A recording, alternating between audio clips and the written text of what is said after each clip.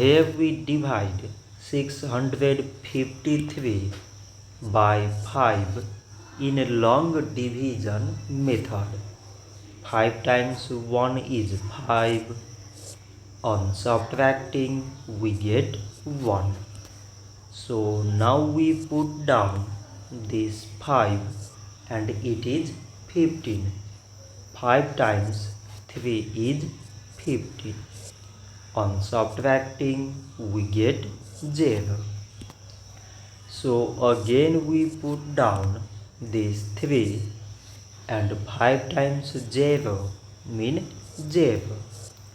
On subtracting we get 3. So now we have no any other number to put it down. So we take here decimal, so that we put 0.